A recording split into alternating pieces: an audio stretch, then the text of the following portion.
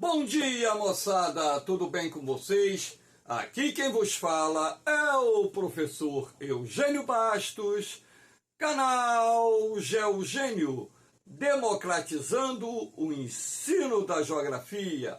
Moçada, vamos fortalecer o canal, se inscrevam no canal, dê aquele like, compartilhe o vídeo e ajude o professor Eugênio Bastos a democratizar o ensino da geografia.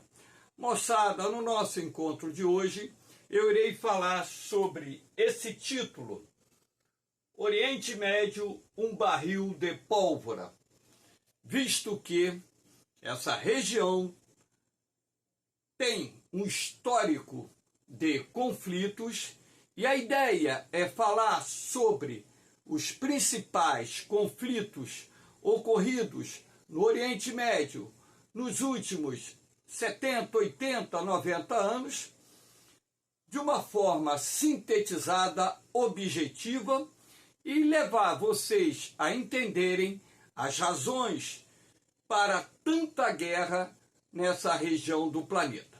Espero que vocês gostem do nosso encontro. Havendo qualquer dúvida, deixe a sua pergunta na parte dos comentários, que eu terei o máximo prazer de respondê-la. Hoje são 13 de fevereiro de 2024, terça-feira de carnaval, quando então eu estou gravando essa aula num momento difícil, uma vez que hoje faleceu o diretor da Unidade Tijuca do Sistema Elite de Ensino, meu amigo César Menezes, popularmente conhecido como Cezão ou Pituca. César, que Deus receba a sua alma e conforte todos os seus familiares e amigos. Então, essa aula é em homenagem a você, um amigo que eu vou carregar por toda a minha existência. Então, moçada, como eu disse, o Oriente Médio é um barril de pólvora e muito se diz prestes a explodir. Diversas vezes eu li isso em manchete de jornais, revistas, livros, mas na verdade o Oriente Médio é constituído por vários barris de pólvora que já explodiram por diversas vezes, visto que esses conflitos que ocorrem na região são derivados de questões políticas, religiosas, disputas territoriais e interesses econômicos das grandes potências mundiais. Muito se diz que o petróleo é a principal causa dos conflitos que ocorrem no Oriente Médio, mas na verdade não é só o petróleo o fator gerador de tantas guerras na região, uma vez que nós temos conflitos que eclodem na região por questões de disputas territoriais, por questões religiosas e também por questões políticas. Então, a ideia dessa aula é falar sobre aqueles conflitos que são considerados os mais importantes ocorridos no período pós-Segunda Guerra Mundial. Então, essa imagem da Pomba da Paz do Oriente Médio, aqui não é o mapa completo do Oriente Médio, né? E mais, essa granada simboliza duas questões: a necessidade de se promover uma paz duradoura nessa região e acabar com todos os conflitos, disputas territoriais, disputas religiosas e também disputas políticas que têm motivado derramamento de sangue, perdas de vidas e também prejuízos de bilhões de dólares a vários países dessa região. Então vamos falar aqui de alguns conflitos. Então comecei pela Primeira Guerra Árabe-Israelense, que fique bem claro que durante esse encontro eu não vou falar de todos os conflitos que envolveram Israel e países árabes, apenas os mais importantes. Então, a primeira guerra travada entre Israel e uma coalizão de países árabes teve início no dia 15 de maio de 1948, portanto, uma semana após a proclamação da recriação do Estado de Israel, e esse conflito se estendeu até 10 de março de 1949, portanto, uma guerra que durou aproximadamente 10 meses.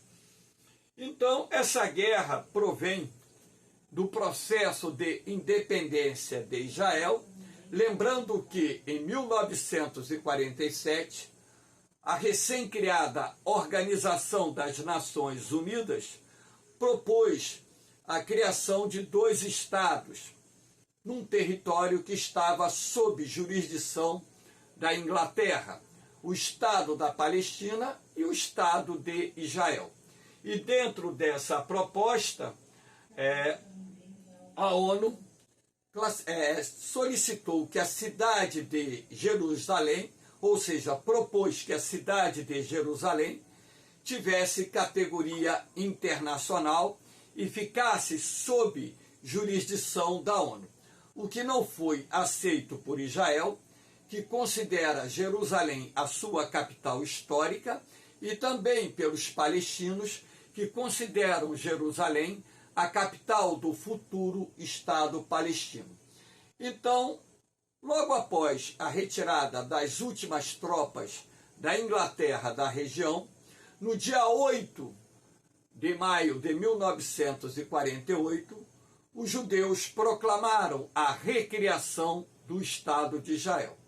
E sendo assim, os árabes se organizaram e formaram uma coalizão de exércitos que invadiu o recém-criado Estado de Israel. Quando então se acreditava que Israel perderia a guerra para essa coalizão de exércitos árabes, que possuía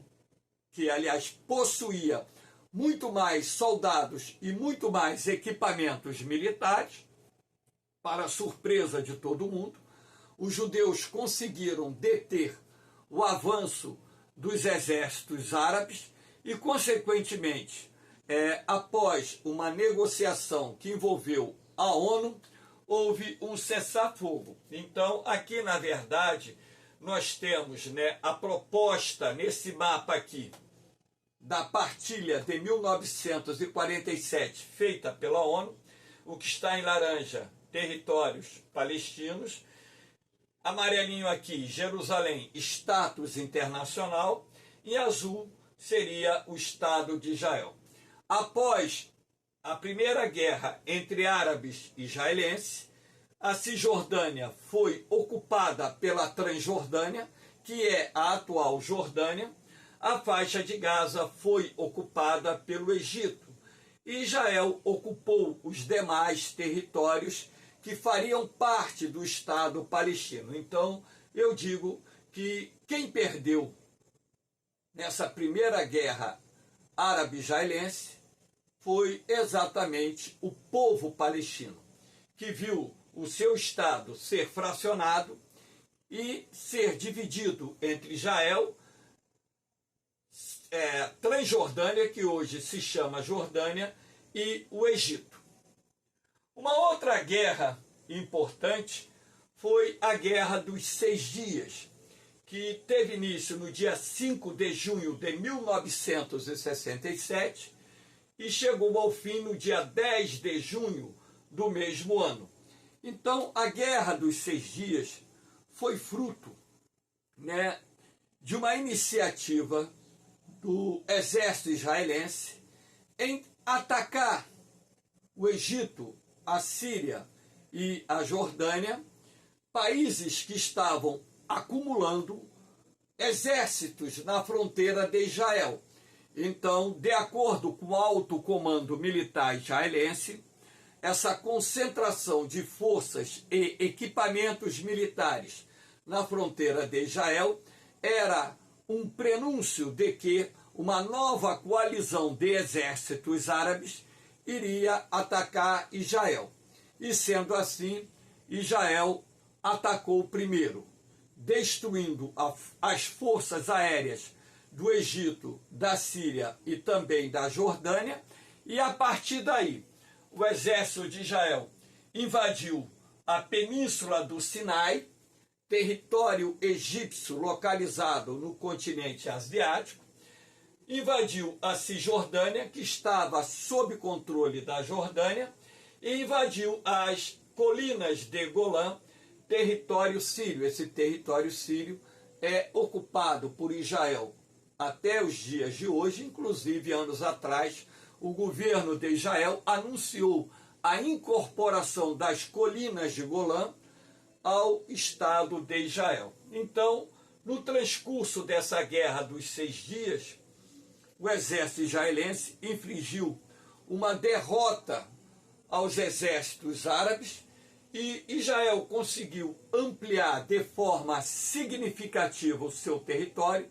Inclusive, muito se falava naquela época na criação do grande Estado de Israel, ou da grande Israel. Em 1973, que pulou aqui, tivemos a guerra do Yom Kippur.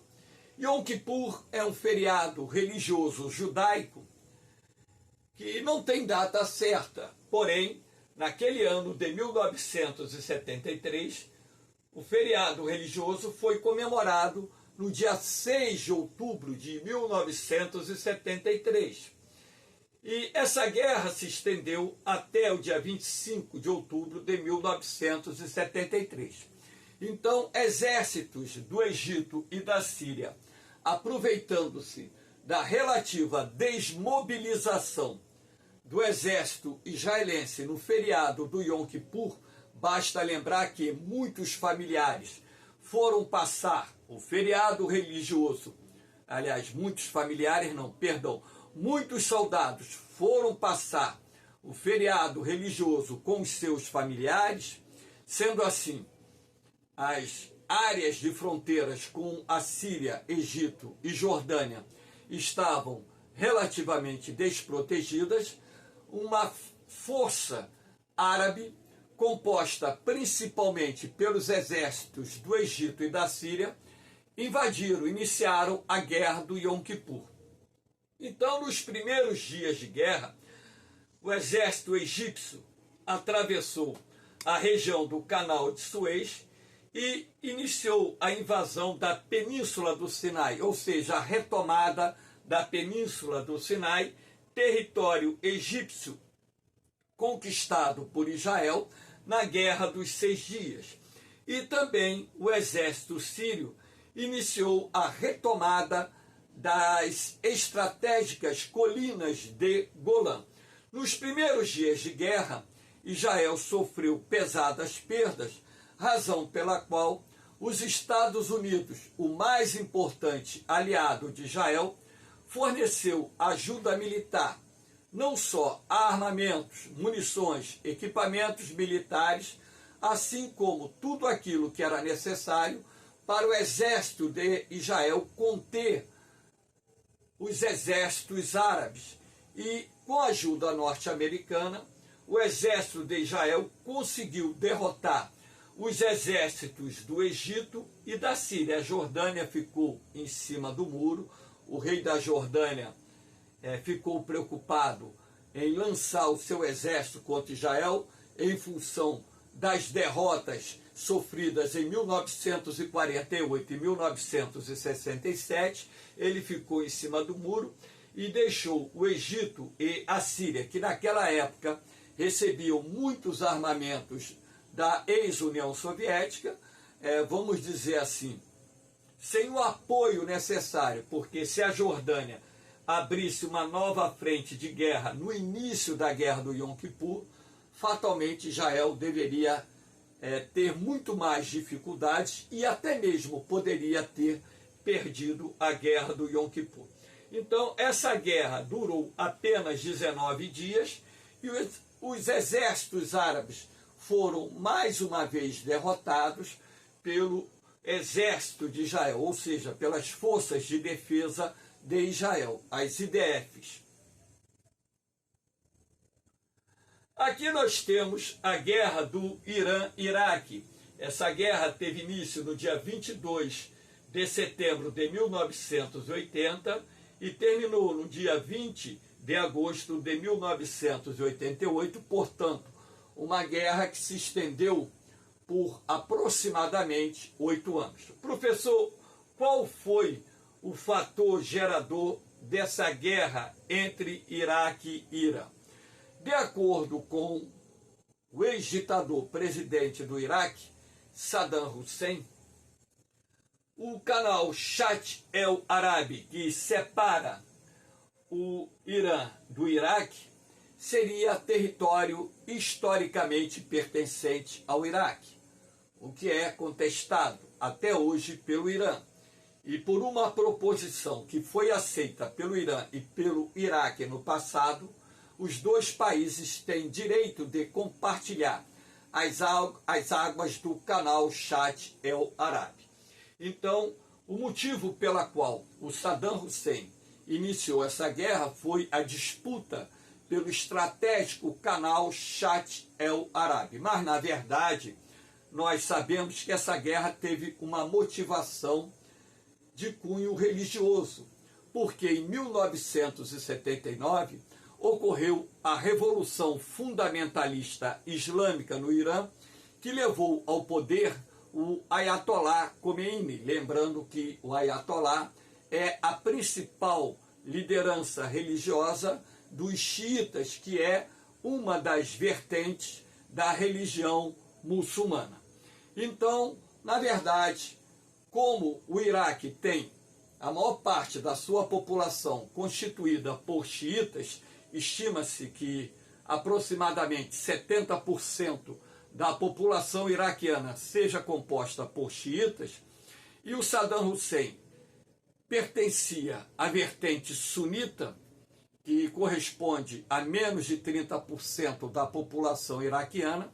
O Saddam, na verdade, temia que a Revolução Islâmica do Irã propagasse para o território iraquiano. E, inclusive, essa era a preocupação também de outros países muçulmanos existentes ali no Oriente Médio. Então, Saddam Hussein determinou o início da invasão do Irã, sabendo que o exército do Irã contava com muitos equipamentos militares procedentes dos Estados Unidos e que, em função da Revolução Fundamentalista Islâmica de 1979, os Estados Unidos romperam relações diplomáticas com o Irã e, sendo assim, os norte-americanos não iriam fornecer ao Irã peças de reposição, munições, armamentos, e também, aproveitando-se que parte do alto comando militar do Irã havia ido para o exílio, o Saddam Hussein acreditou que o exército iraquiano seria capaz de derrotar o exército iraniano. No início da guerra, de fato, o exército iraquiano chegou a tomar parte do território iraniano, mas posteriormente, com a reorganização das forças armadas iranianas, o exército iraniano expulsou as tropas iraquianas do Irã e invadiu o sul do Iraque, inclusive chegando bem próximo de tomar a cidade de Bashara, que é uma cidade localizada aqui no sul do Iraque. E isso fez com que países árabes e algumas potências ocidentais se unissem para ajudar o Saddam Hussein a conter a invasão do exército iraniano, uma vez que, se o governo iraquiano fosse deposto e os fundamentalistas islâmicos tomassem o poder no Iraque, essa revolução poderia se propagar para outros países do Oriente Médio, e isso, de certa forma, não vinha de encontro aos interesses geopolíticos, econômicos e estratégicos das grandes potências ocidentais. Até mesmo porque o Oriente Médio é a região do planeta que detém as maiores reservas internacionais de petróleo. Eu falei região, não país. E dali sai boa parte da produção mundial de petróleo que abastece diversos países do mundo. E essa guerra acabou se estendendo por 8 anos, porque com a ajuda de vários países árabes, com a ajuda ocidental, o exército iraquiano conseguiu expulsar o exército iraniano do seu território e durante os anos finais da guerra, os dois países passaram a lançar mísseis nas cidades do inimigo. Sendo assim, várias cidades do Irã e várias cidades do Iraque foram atacadas por mísseis balísticos, mísseis de médio e também longo alcance, e causando um prejuízo enorme na infraestrutura de produção e escoamento de petróleo, pressionando o preço do petróleo no mercado internacional, até que as duas partes chegaram a uma conclusão que não haveria vencedor e assinaram um acordo de cessar-fogo, um acordo de paz que pôs fim ao conflito, e as fronteiras entre o Irã e o Iraque permaneceram inalteradas. Aqui nós temos a imagem do Ayatollah Khomeini, aqui nós temos a imagem do Saddam Hussein. Aqui nós temos a Primeira Guerra do Golfo. Essa Primeira Guerra do Golfo teve início no dia 2 de agosto de 1990, quando então o ditador Saddam Hussein determinou a invasão do Kuwait, esse paizinho verdinho que está aqui, banhado pelo Golfo Pérsico. O que levou Saddam Hussein a determinar a invasão do Kuwait? De acordo com Saddam Hussein, o Kuwait fazia parte do grande Iraque, então seria um território iraquiano que foi subtraído em função da dominação do Oriente Médio por parte das potências europeias. E também, segundo o governo do Iraque, o Kuwait estava roubando petróleo do Iraque, até mesmo porque existem campos petrolíferos cujos lençóis subterrâneos estão dos dois lados da fronteira. Então, de acordo com o governo do Saddam Hussein, o governo do Kuwait estava descumprindo o acordo e produzindo mais do que deveria produzir, e sendo assim causando prejuízos ao Iraque. Lembrando que o Iraque saiu bastante endividado da guerra contra o Irã e precisava de dinheiro. Então, a partir do momento em que a produção de petróleo do Kuwait aumentou, a oferta desse produto no mercado internacional também aumentou, e isso fez com que os preços do barril do petróleo começassem a cair. E sendo assim, o governo do Iraque teve dificuldade não só para pagar os credores internacionais, assim como promover a reconstrução de parte do país que havia sido destruída em razão da guerra travada contra o Irã. Então, após a invasão do Kuwait, foi negociado na ONU, um conjunto de sanções econômicas contra o Iraque, um embargo econômico contra o Iraque, para forçar as tropas do Iraque a deixar o Kuwait. E foi dado um prazo para que essas tropas deixassem o território do Kuwait, e o Saddam Hussein em nenhum momento aceitou essa proposta, alegando que o Kuwait pertencia historicamente ao Iraque. E a ONU deu um prazo para que o exército iraquiano deixasse o Iraque, e caso esse prazo não fosse cumprido, a coalizão liderada pelos Estados Unidos poderia atacar o Iraque. Então, durante vários meses, aproximadamente 6 meses, os Estados Unidos e seus principais aliados, contando aí também com países árabes, formaram uma poderosa coalizão militar que se preparou para invadir o Kuwait e expulsar as tropas do Iraque desse país. Então, como o Saddam Hussein não determinou a retirada das tropas do Iraque do Kuwait, vencido o prazo dado pela ONU, a coalizão internacional iniciou a invasão do Kuwait através de uma operação chamada Tempestade no Deserto. Então, a Força Aérea dos Estados Unidos, principalmente dos Estados Unidos, atacou a infraestrutura militar do Iraque para enfraquecer essa infraestrutura, preparando o terreno para que os exércitos invadissem o Kuwait e expulsassem as tropas iraquianas do país. Na medida em que o Iraque percebeu que não teria como enfrentar essa coalizão de forças, iniciou a retirada.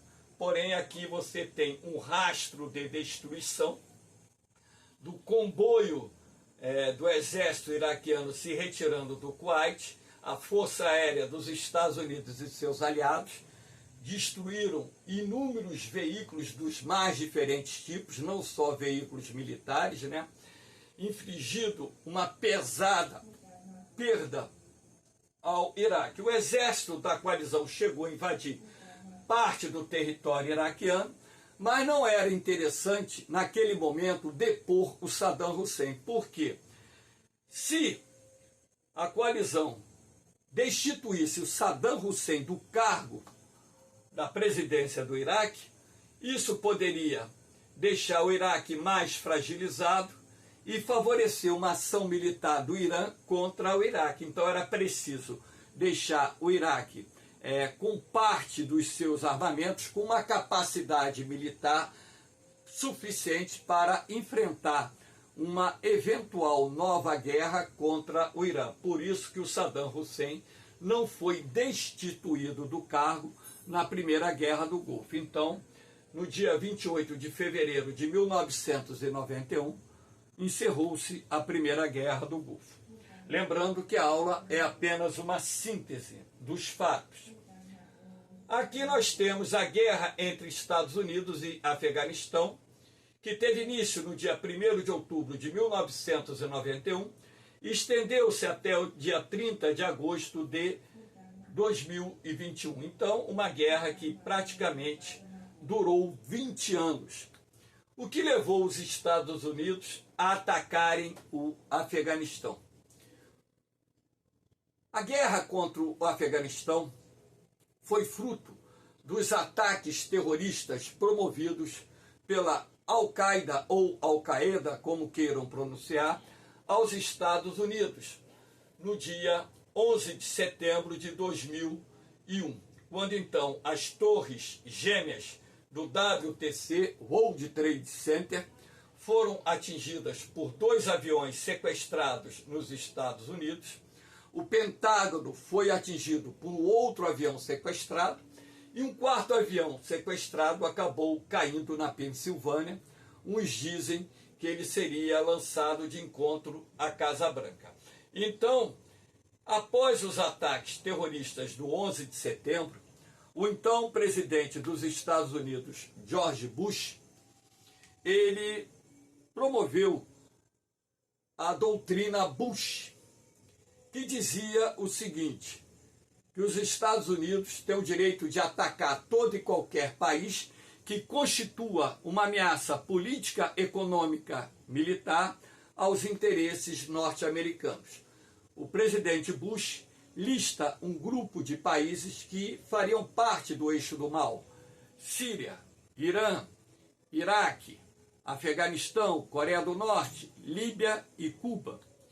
E como o líder da Al-Qaeda ou Al-Qaeda, Bin Laden, Osama Bin Laden, estava no Afeganistão e lá no Afeganistão havia um grande número de campos de treinamento dos terroristas comandados por Bin Laden, e o Afeganistão era governado pelos talibãs, um grupo fundamentalista islâmico, o governo norte-americano atacou o Afeganistão com dois objetivos: destruir os campos de treinamento da rede terrorista da Al-Qaeda e pegar Bin Laden vivo ou morto e destituir os talibãs do governo. E durante esse período de ocupação, aqui nós temos imagens de militares americanos lá no Afeganistão. Então, durante esse período de ocupação, que estendeu-se por aproximadamente 20 anos, os americanos conseguiram derrubar os talibãs, mas não conseguiram, por fim, a uma guerra, porque a geografia do Afeganistão é extremamente complexa.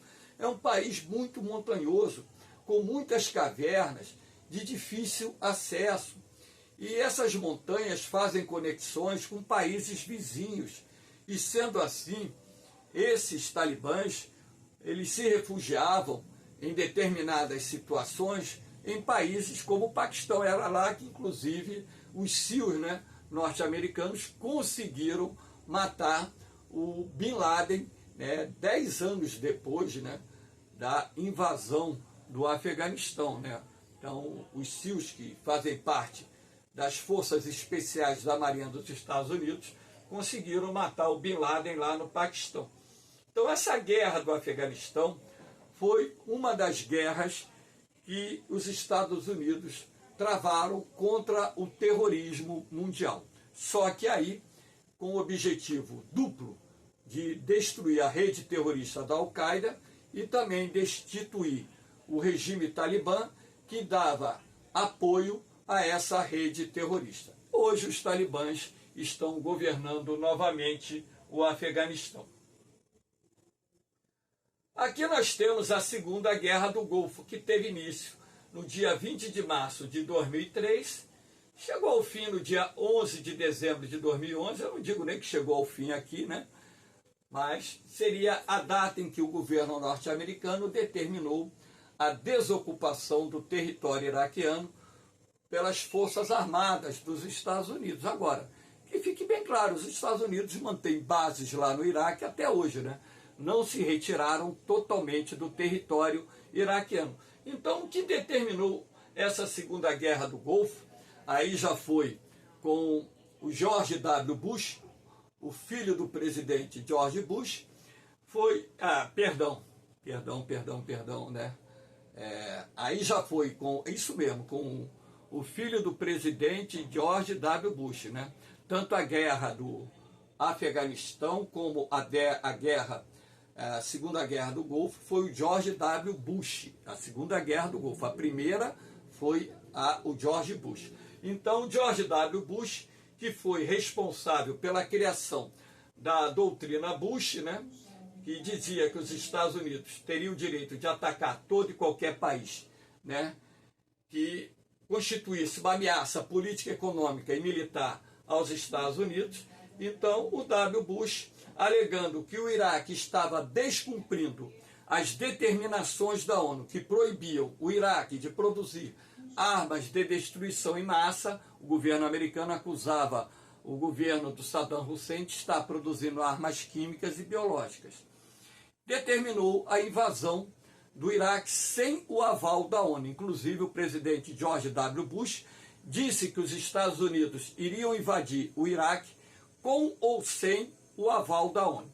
Então, alguns países apoiaram os Estados Unidos, como, por exemplo, a Inglaterra, na invasão do Iraque, cujo objetivo central era destituir o Saddam Hussein do poder e colocar um governo pró-ocidental no Iraque. Essa imagem aqui corresponde à derrubada da estátua do Saddam Hussein, inclusive um ditador que era odiado pelos xiitas iraquianos.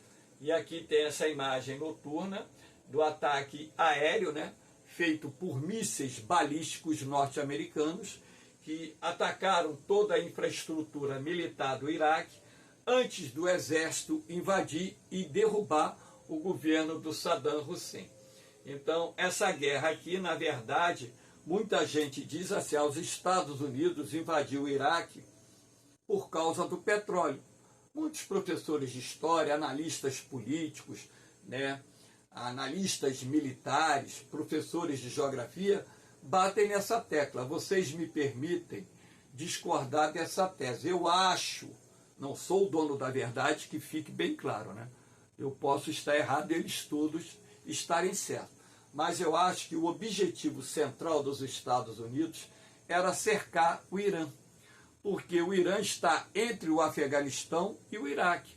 E a bola da vez seria o Irã, inclusive país que não mantém relações diplomáticas com os Estados Unidos, país que reconhecidamente financia o terrorismo internacional, grupos extremistas internacionais, e que tem um programa nuclear em andamento, cujo objetivo central é produzir bombas nucleares. E os Estados Unidos atacariam o Irã, porque o Irã também era um país listado pelo presidente George W. Bush como pertencente ao eixo do mal. Então, ora, eu posso estar errado, mas se você analisar militarmente, os Estados Unidos posicionaram forças nas fronteiras do Irã dos dois lados. Então, o Irã estaria vulnerável a um ataque da maior potência militar do planeta e, sendo assim, o governo poderia ser derrubado pelos norte-americanos. Que fique bem claro, né, que esse governo teocrático que existe lá no Irã não tem apoio de toda a população do Irã. Existe uma oposição e essa oposição ela é massacrada pela opressão que vem do clero religioso islâmico dentro daquele país. Aqui nós temos a guerra civil na Síria. A guerra civil na Síria, que teve início aqui, ó, no dia 15 de março de 2011, está em andamento até hoje, ou seja, né, já temos, vai fazer 13 anos de guerra agora, né, no mês de março. Essa guerra civil na Síria é fruto, né, da Primavera Árabe, uma onda de revoltas que eclodiu. Teve início, na verdade, na Tunísia, um país localizado no norte da África, e que se espalhou por vários países árabes, não só do norte da África, assim como alguns países árabes do Oriente Médio. Então, na verdade, a oposição ao governo Bashar al-Assad foi às ruas protestar contra a tirania desse ditador, e na medida em que os protestos por democracia e eleições gerais limpas acabaram sendo reprimidos duramente pelas forças de segurança do governo sírio, não restou à oposição da Síria pegar em armas e iniciar uma guerra civil na tentativa de depor o presidente Bashar al-Assad. Então essa guerra civil, ela tem vários atores participando, né? Os Estados Unidos apoiando as forças democráticas livres da Síria, né? O Exército Livre da Síria e outros grupos moderados sírios que lutavam e lutam para derrubar o Bashar al-Assad. Os turcos, né, que vivem em parte aqui do território sírio, também pegaram em armas para lutar contra o exército sírio. Só que a Síria, ela tem o apoio do Irã, ela tem apoio da Rússia, inclusive a Rússia tem a sua base naval do Mar Mediterrâneo na Síria, né? É a única base naval que a Rússia tem no Mar Mediterrâneo, fica na Síria. Então a Síria é um aliado histórico da Rússia. A Rússia enviando armamentos, munições, o Hezbollah, que é um grupo fundamentalista islâmico sediado no Líbano, enviou milhares de soldados para apoiarem o exército do Bashar na guerra contra os rebeldes. Enfim, o Irã também enviou vários membros da Guarda Revolucionária, armamentos, munições, peças de reposição, e num determinado momento o território sírio estava assim distribuído, né? A parte amarela sendo controlada pelo governo sírio, né? Aqui nós temos a área cinza, que tem rebeldes apoiados pelos Estados Unidos, né? Aqui nós temos as forças democráticas sírias, milícia curdo-árabe em rosa, né? Que é a parte, né, dominada pelos curdos, né? E nós temos, né, vários grupos rebeldes nessa parte verde aqui, lutando, né, contra o governo sírio. E a parte cinza são os grupos jihadistas, né, o Estado Islâmico, por exemplo, né, que é um grupo fundamentalista islâmico que também lutou e ainda está lutando contra o exército sírio, apesar de que nos últimos anos o exército sírio conseguiu reconquistar vários territórios que haviam sido tomados pelas forças opositoras ao regime do presidente Bashar. Agora, que fique bem claro, se não fosse o apoio da Rússia, do Irã e do Hezbollah, o presidente da Síria, o Bashar al-Assad, teria tido o mesmo destino, talvez, do Gaddafi lá na Líbia, ter sido morto pela oposição. Ou, no mínimo, ter fugido para o exílio lá na Rússia. Aqui também nós temos a guerra civil no Iêmen, que veio dentro do contexto da Primavera Árabe, né? Que fique bem claro, né? A Primavera Árabe, a princípio, foi uma onda de revoltas que eclodiu pedindo democracia, pedindo fim da corrupção, e que foram aí lutando por emprego e melhores condições de vida e salário, né? Então, lá no Iêmen, que é um dos países mais pobres do continente asiático e do mundo, né, acabou eclodindo uma guerra civil que teve início no dia 16 de setembro de 2014, está em andamento até hoje. Hoje, inclusive, né, nós temos a imprensa internacional divulgando, né, o apoio do grupo Houthi ao Hamas e à Jihad Islâmica, que estão lutando contra Israel, e esse grupo que domina parte do território do Iêmen, atacando navios que passam aqui pelo Mar Vermelho, que passam aqui pelo Golfo de Aden, enfim. Então, isso fez com que se formasse uma coalizão internacional, liderada pela Marinha de Guerra dos Estados Unidos, que vem atacando vários alvos militares Houthi no Iêmen, para poder colocar fim a esses ataques de drones e mísseis antinavios contra não só embarcações militares, mas também embarcações civis que trafegam ou navegam ali no Mar Vermelho e também no Golfo de Aden, né? Então, aqui nós temos, dentro desse contexto, né, essa guerra civil no Iêmen, ela tem uma conotação que já teve um envolvimento mais direto da Arábia Saudita e uma coalizão de forças árabes apoiando o presidente do Iêmen contra os Houthis, que na verdade são rebeldes que lutaram para depor o presidente do Iêmen, e hoje o país está dividido, arruinado, é um país que tem um dos maiores índices de pobreza, um dos maiores índices de fome per capita do mundo, enfim, envolvido numa guerra que parece não ter fim. E agora, com o envolvimento das potências ocidentais para manter a navegação aberta na região, eu acho que os Houthis, se eles não pararem com esses ataques, eles irão ser, vamos dizer assim, perder essa guerra civil lá no Iêmen, porque, na verdade, eu acredito que as potências ocidentais vão fortalecer o envio de armas para o governo legalmente constituído do Iêmen, para fortalecer seus exércitos e derrubar esse grupo Houthi que domina hoje parte do território do Iêmen, inclusive as áreas mais densamente povoadas. Aqui nós temos a guerra entre Israel, Hamas e Jihad Islâmica. Estou destacando esses dois grupos, porque essa guerra teve início no dia 7 de outubro de 2023, quando então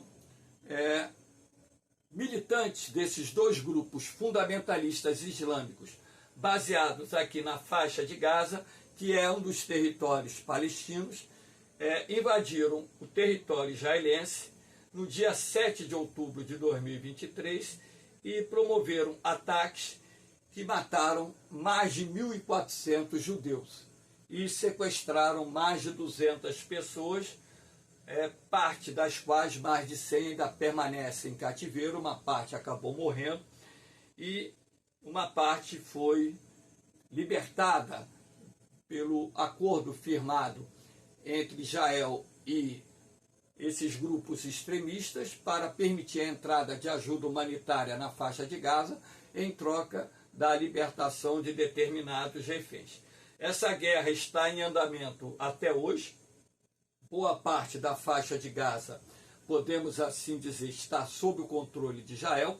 Atualmente, Israel está atacando aqui a cidade de Rafah, que é a última cidade localizada aqui no sul da faixa de Gaza, próxima à fronteira do Egito, de forma a destruir as últimas células do Hamas e da Jihad Islâmica que se encontram aqui. Na verdade, essa região tem uma rede de túneis que eles chamam de metrô de Gaza, que se estende por mais de 500 quilômetros, e as operações militares de Israel já causaram a morte de milhares de palestinos, não só militantes desses grupos extremistas, assim como civis, mas o exército de Israel, as forças de defesa de Israel, estão realizando operações no sentido de destruir toda a infraestrutura militar do Hamas e da Jihad Islâmica, de forma que esses dois grupos extremistas, eles não mais consigam atacar o Estado de Israel através do lançamento de foguetes, muitos dos quais fabricados aqui na faixa de Gaza. Israel tem um dos mais poderosos exércitos do mundo e certamente iria vencer essa guerra contra esses dois grupos, até mesmo porque atualmente não tem como entrar armas na faixa de Gaza, porque existe o bloqueio naval, existe o bloqueio terrestre, o Egito também está exercendo o bloqueio, impedindo o contrabando de armas para essa região. Como as fábricas de fabricação de armas locais foram quase totalmente destruídas, esses grupos fundamentalistas hoje estão bastante enfraquecidos e a qualquer momento Israel vai dominar essa região de Rafah, que inclusive já a população da área está sendo deslocada para a porção norte, que já foi liberada pelo exército israelense para o retorno daqueles que foram para o sul da faixa de Gaza. Eu não coloquei aqui, mas ao mesmo tempo Israel vem travando combate na sua linha de fronteira com o Hezbollah, que é um grupo fundamentalista islâmico baseado lá no Líbano. Então, diariamente está havendo confrontos militares naquela região entre as forças de defesa de Israel e o Hezbollah, não o exército libanês, e sim o Hezbollah, que inclusive é mais poderoso que o exército libanês. E também temos visto aí Israel, nesse contexto, há vários anos atacando áreas da Síria, depósitos de armas que são destinados ao Hezbollah, comboios levando armamento para o Hezbollah, atacando bases iranianas que estão sendo construídas na Síria.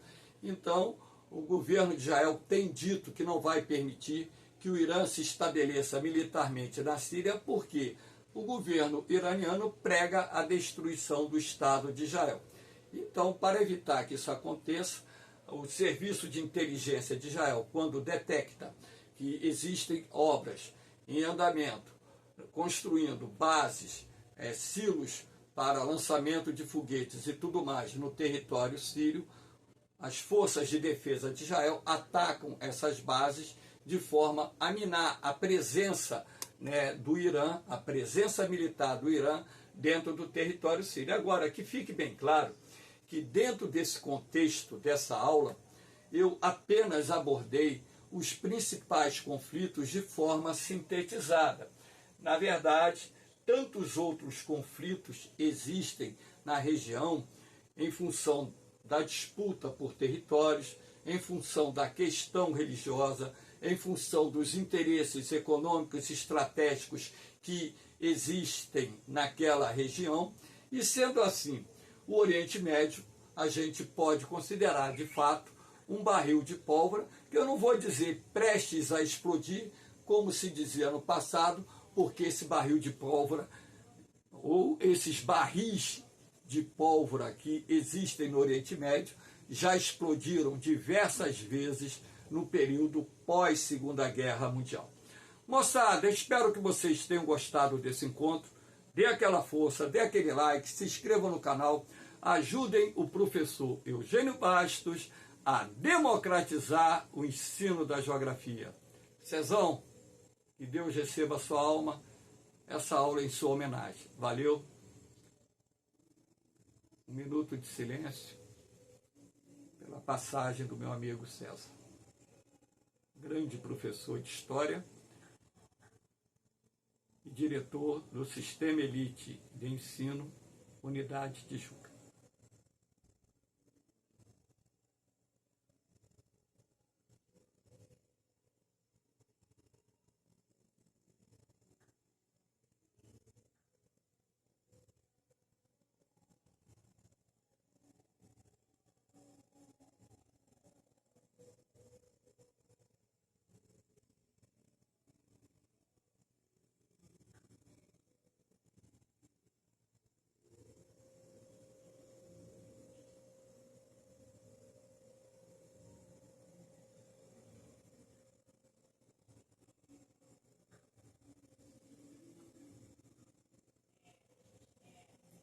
Descanse em paz, meu amigo.